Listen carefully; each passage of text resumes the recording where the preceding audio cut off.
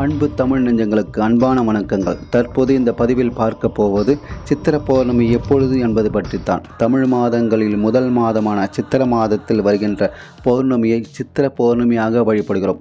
சித்திர பௌர்ணமி தினத்தில் யமகோலத்தில் புண்ணிய பாவ கணக்குகள் எழுதி கொண்டிருக்கும் சித்திரகுப்தரை வழிபட்டு தான தர்மங்கள் செய்வதால் தெரிந்து தெரியாமல் செய்த பாவ கணக்குகளை மன்னித்து புண்ணிய கணக்குகளை பெருகச் செய்வார்.